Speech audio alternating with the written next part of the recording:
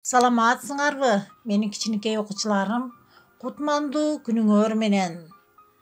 Бардыңарды 23 сентябрь мамлекеттик тил күнү майрамыңар менен куттуктаймын. Тарыхы бар кечен, ынтымагы дайым бекем, ала то бешигим, башым ийип тазим этем. 23 сентябрь Кыргыз тил күнү. Кыргыз тили Кыргыз элинин улуттук тили. Чыгыш теги боюнча түрк тилдерине кирет. Буга чейин кыргыз тили көбүнчө оозеки формада гана колдонулуп келди. Кыргыз элинде тээ илгертен эле кат тааныган айрым адамдар болгон. 1989 жылдын 23 сентябрында кыргыз адабий тилине мамлекеттик тил деген бийик статус берген атайын мыйзам кабыл алынган.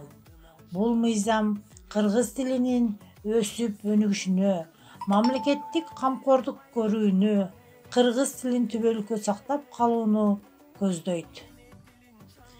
Кыргыз тили мамлекеттик тил статусун алуу менен Кыргызстанда жашаган бардык улуттардын тилдеринин өнүгүшүнө кам көрүү тил мыйзамында баса көрсөтүлгөн.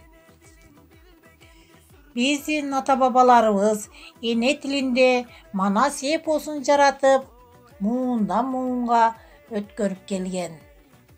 Эне тили каны жаныбызга эненин сүтү, беши ыры, аталардын нуска кептери, чоң аталардын санжырасы, чоң энелердин жомогу, комузубуздун күүсү, кыз жигиттердин шырылдаңы, бекбекеи менен сиңип келген. Эне сүтү менен кошо жаралган эне тилибизди кастарлаганда гана биз улуттук жүзүбүздү, маданиятыбызды, рухубузду, каада салттарыбызды сактап кала алабыз.